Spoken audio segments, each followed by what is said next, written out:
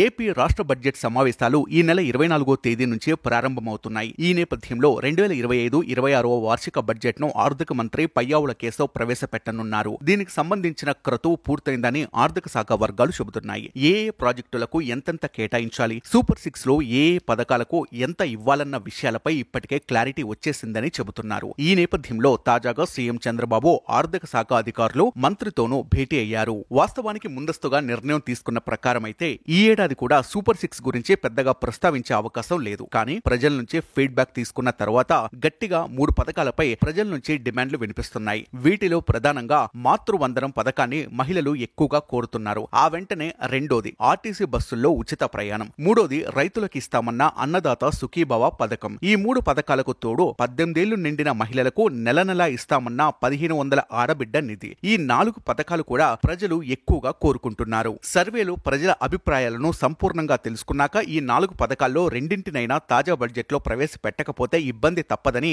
దీంతో ఆయా పథకాల్లో భారీ భారం పడ్డ ఆర్టీసీలో ఉచిత ప్రయాణానికి నిధులు కేటాయించే అవకాశం ఉందని తెలిసింది. అదేవిధంగా రైతులకు ఇస్తామన్న అన్నదాత సుఖీభవన్ కూడా బడ్జెట్లో ప్రస్తావించనున్నారు. ఇది కొంతవరకు భారమే అయినా కేంద్రం సాయం చేస్తున్న 6,000 రూపాయలను దీనిలో కలిపి ఇవ్వనున్నారు. దీంతో కొంతవరకు ఆర్థిక భారం నుంచి తప్పించుకునే వెసులుబాటు ఉండనుంది. ఇక ఆర్టీసీ బస్సుల కోసం నెలకు 180 నుంచి 200 కోట్ల వరకు భరించేందుకు కూడా సీఎం చంద్రబాబు దిశానిర్దేశం చేశారు. దీంతో ఈ 2 పథకాలకు కూడా బడ్జెట్లో చోటు దక్కే అవకాశం ఉందని ఆర్థిక వర్గాలు చెబుతున్నాయి.